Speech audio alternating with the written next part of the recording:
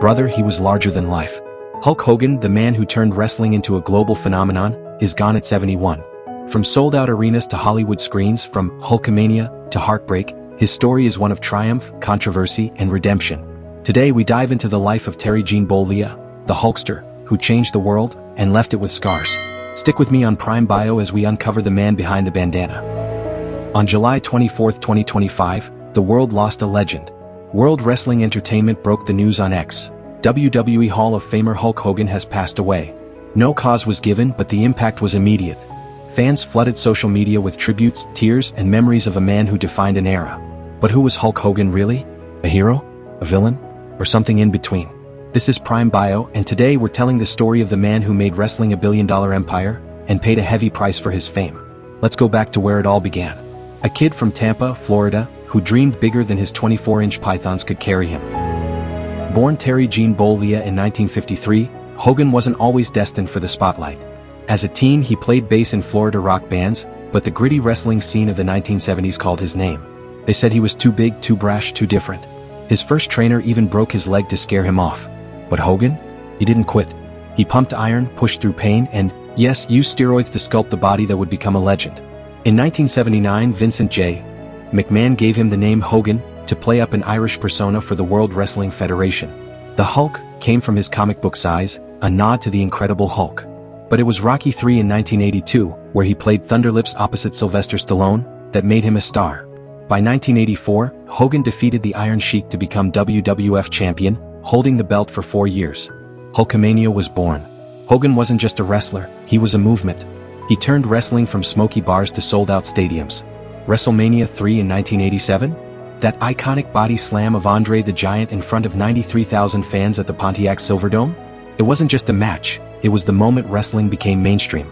Kids wore his bandanas, adults chanted his name, and the WWF became a billion-dollar empire. Hogan was the face of it all. But every hero's journey has a shadow, and for Hogan that shadow was growing. In the 1990s, Hogan reinvented himself. He jumped to World Championship Wrestling and became Hollywood Hogan, the villainous leader of the New World Order. Fans booed, but they couldn't look away.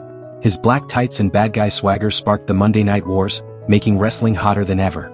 He faced The Rock at WrestleMania in 2002, proving at nearly 50 that he could still hang with the new guard. But outside the ring, cracks were forming.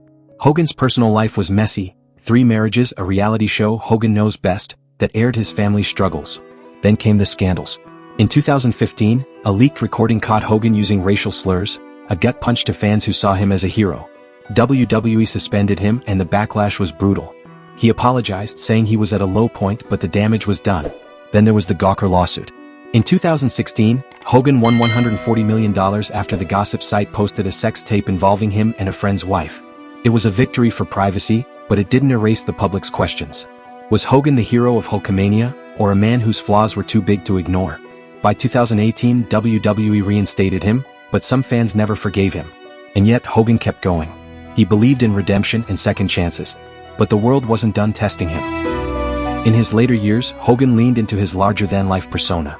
In 2024, he took the stage at the Republican National Convention, ripping off his shirt to reveal a Trump tank top, shouting, "Let Trumpamania run wild." Some cheered, others jeered, but Hogan was unapologetic. He said Trump's resilience inspired him and he wanted to inspire others. When news of his passing hit on July 24, 2025, the wrestling world stopped. Ric Flair called him a brother and a legend. The Rock said, "He made us all believe." Even Donald Trump praised his MAGA spirit. Fans shared stories of meeting Hogan, of how his "train, say your prayers, eat your vitamins" mantra shaped their lives. But others couldn't forget the controversies, the words that hurt, the choices that divided. Hogan wasn't perfect. He was a man who lived in the spotlight, where every mistake was magnified. But he was also the man who made wrestling a dream factory, who carried a generation on his shoulders, who body-slammed giants and inspired millions. His legacy? It's complicated. It's powerful. It's human. So why does Hulk Hogan's story hit so hard? Because it's our story too. It's about chasing dreams, falling short, and fighting for redemption. Hogan showed us that heroes can stumble, but they can also rise. He taught us to believe in ourselves, even when the world says we're down for the count. His life reminds us that legacy isn't just about what you achieve, it's about how you face your flaws. Terry Bollea wasn't just Hulk Hogan. He was a father, a husband, a dreamer. He was the kid from Tampa who dared to be larger than life. And in the end, that's what makes his passing so heavy. We didn't just lose a wrestler, we lost a symbol of what it means to keep fighting. Hulk Hogan's story is one of epic highs and crushing lows, of Hulkamania and humanity. Here at Prime Bio, we tell the stories of legends who shaped our world, flaws and all. If this video moved you, hit that like button to honor the Hulkster's legacy. Subscribe to Prime Bio and ring the bell so you never miss a story like this. Share your favorite Hogan moment in the comments. Did you meet him? Did he inspire you? Let's keep Hulkamania running wild together. Thanks for watching, brothers and sisters. Until next time, train hard, say your prayers, and keep believing. This is Prime Bio signing off.